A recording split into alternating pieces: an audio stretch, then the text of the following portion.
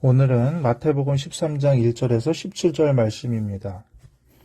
그날 예수께서 집에서 나가사 바닷가에 앉으심에 큰 무리가 그에게로 모여들거늘 예수께서 배에 올라가 앉으시고 온 무리는 해변에 서 있더니.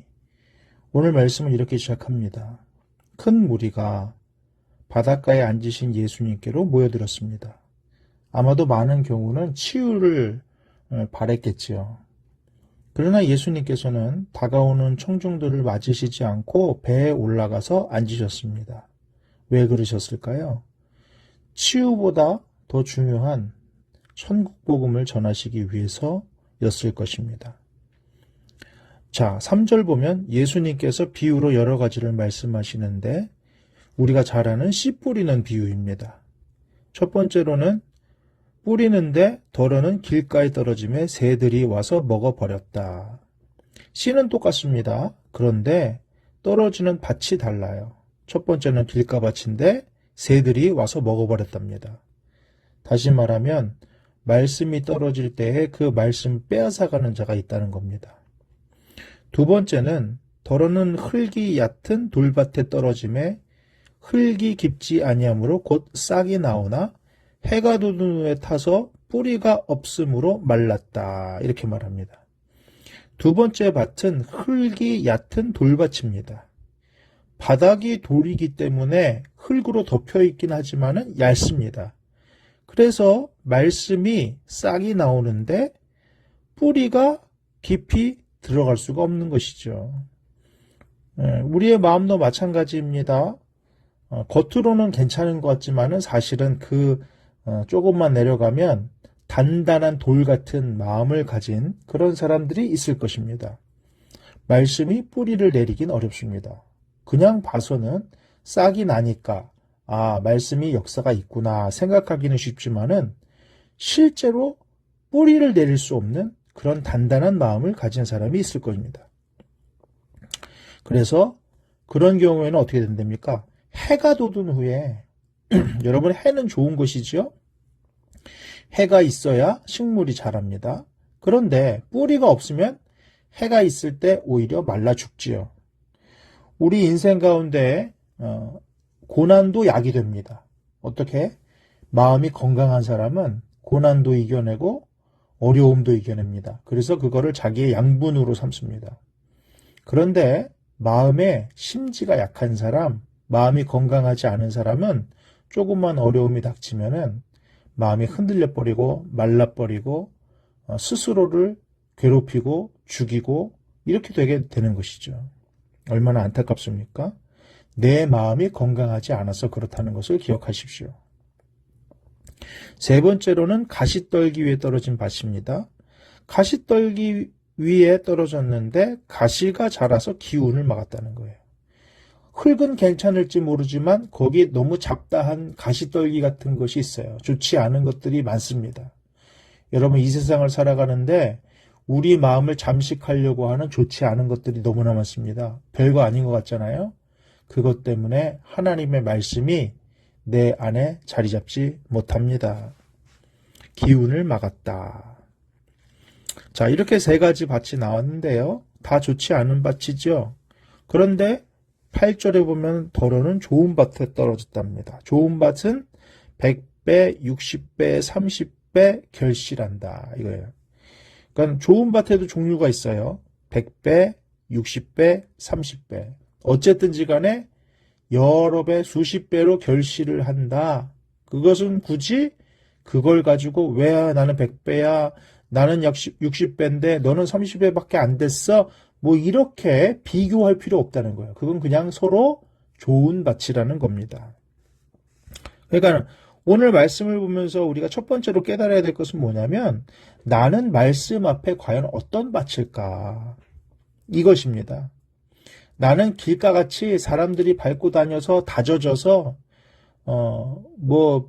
뭐가 씨가 열매를 맺든지 뿌리를 내려서 뭐 그렇게 할 수가 없고 길가에서 그냥 새들이 집어먹는 그런 방치된 것 같은 밭이 있는 사람이 있어요. 아니면 나는 말씀을 받는 것 같지만 실제로 내 안에 고집이 가득해서 딱딱해서 겉으로는 예 하면서도 실제로는 그 말씀이 그의 삶에 침투하지 못하게 만드는 그런 단단한, 그래서 하나님이 호세아서에서 하신 말씀이 뭡니까? 너희 묵은 밭을 기경하라 그러잖아요. 기경해. 근데 기경할 필요가 있는 밭일까? 아니면 가시떨기 같이, 이것도 관리하지 않아서 그렇죠. 왜 관리하지 않기 때문에 가시떨기가 있는 것이지, 밭인데 관리가 돼 있으면 이미 가시떨기는 뽑혀나갔을 겁니다. 그런데 내 마음을 관리하지 않고 아무거나 심어서 내 마음대로 그냥 어떻게든 되겠지 하고 그냥 심어 놓는 것이죠. 사실 뭐 가시떨기를 이미 일부러 심는 사람은 드물죠. 그냥 저절로 생기게 된 것이죠. 다시 말하면은 이 세 가지 밭 그리고 한 가지 밭이 있는데, 세 가지 밭의 공통점은 뭐냐면 관리하지 않은 밭이에요. 밭으로서의 기능을 할 수 있도록 관리를 해야 됩니다. 관리하지 않은 밭이에요. 여러분, 우리 마음이 하나님의 말씀을 받아들이려면 관리를 해야 됩니다. 여러분, 화단도 거저 안 됩니다. 그냥 씨만 뿌려놓으면 알아서 아름답게 조화롭게 될 것 같습니까? 전혀 안 그래요. 온갖 잡초가 오히려 생명력이 더 강합니다. 그렇기 때문에 우리가 보면서 야 이쁘다, 야 참 아름답다, 조화롭다, 이런 밭들은 대부분 사람을 써서 관리를 합니다. 주기적으로. 그런 화단이 이쁜 화단이 되는 거죠. 우리 마음도 마찬가지입니다.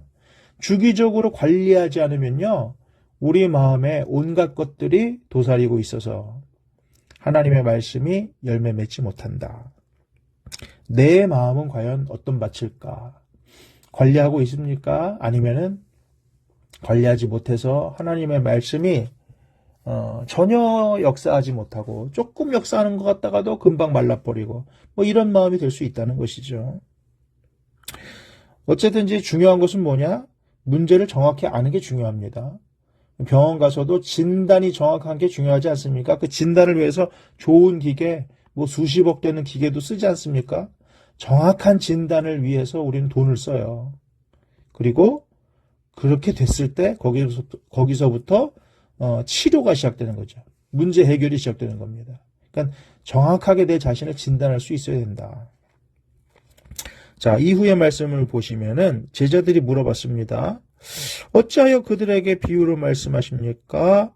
그러니까 예수님이 천국의 비밀을 아는 것이 너희에게는 허락되었지만은 그들에게는 안 됐다. 이렇게 말씀하십니다. 여러분, 비유라는 건 뭐냐면은 어려운 개념을 쉬운 예를 들어서 설명해 주는 게 비유입니다. 그러니까는 어려운 거를 풀어주는 거예요. 이해할 수 있게. 근데 예수님은 그거를 반대로 말씀하십니다. 비밀이라 그래요. 비밀은 숨겨진 것입니다.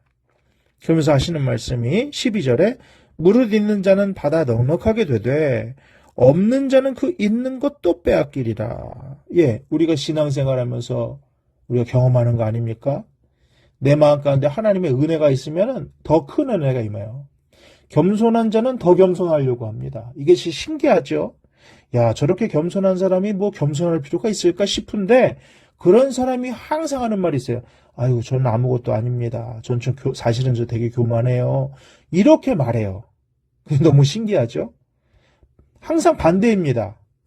별것도 아닌 사람이 굉장히 잘난 척하고 굉장히 뭔가 요구하고 오히려 겸손하고 헌신하고 봉사하고 하나님께 충성하는 사람은 항상 자신은 부족하니 내가 어떻게 하나님께 더 열심히 나아갈 수 있을까? 이런 고민을 합니다. 이게 참 신기하잖아요? 근데 이렇게 말씀대로 됩니다. 항상. 언제나 그래. 언제나. 마른 사람이 나 살쪘다 그러지. 예, 살찐 사람은 이만하면 됐다 그럽니다. 공부 못한 애는 더 공부할 게 별로 없어요. 항상 공부 잘하는 애들이 공부할 게 많습니다. 이게 신기한 거죠.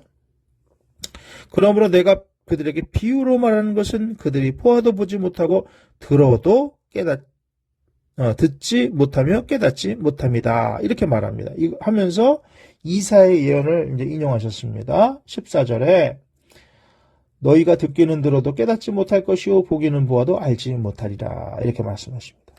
자, 그러면서 이 완악한 부분에 대해서 15절에 이 백성의 마음이 완악하여져서 그 귀는 듣기에 둔하고 눈은 감았으니 이는 눈으로 보고 귀로 듣고 마음으로 깨달아 돌이켜 내게 고침을 받을까 두려워함이라 하였느니라. 예, 이렇게 말합니다.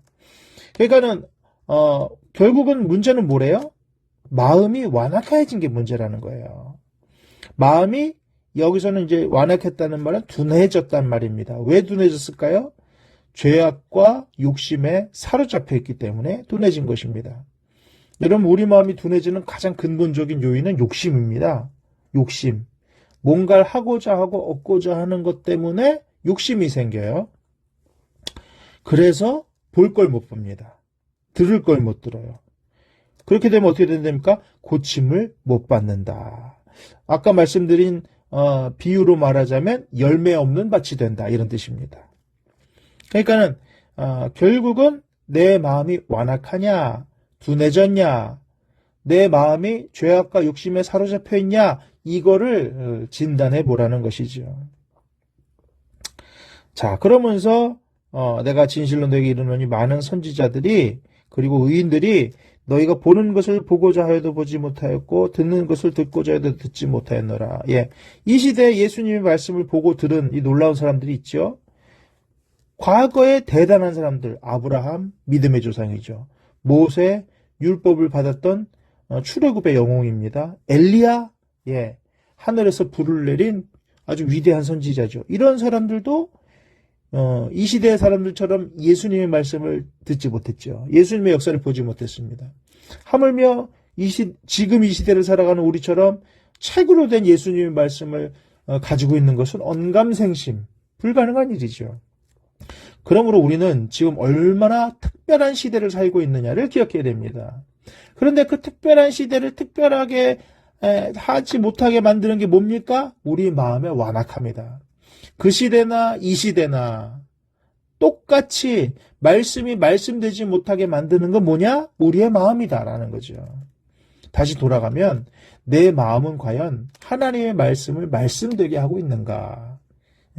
잠깐 있다가 잠깐 말씀 받았네 할렐루야 하면서도 금방 잊어버리는 그 말씀이 아닌가? 아니면은 그 완악함으로 말미암아 하나님 말씀 튕겨내고 있지 않나? 겉은 뭐 있는 것 같은데 속을 들여다보면 딱딱한 돌덩어리가 있지 않나? 방치되어 있어서 가시덤불이 그냥 막 자라는 걸 두고 보고 있지 않나? 어떤 존재가 우리의 말씀을 집어삼키는데도 그저 그렇게 내버려 두고 있진 않나? 그 이유 때문에 우리는 어쩌면 60배, 100배, 30배 이렇게 열매 맺지 못하는 게 아닐까 다시 한번 생각해 봅니다. 사랑하는 여러분, 말씀의 열매를 맺고 계십니까? 진단해 보시고 우리의 마음을 필요하면 기경하시고 필요하면 갈아엎으시고 필요하면 새를 쫓으시고 필요하면 우리 마음에 딱딱한 것을 부셔서 뒤집어 엎어서 하나님의 말씀이 우리 안에 역사할 수 있도록 완악하여진 둔하여진 마음이 민감하여지고 회복되어진 마음이 될 수 있기를 주님의 이름으로 축복합니다. 아멘.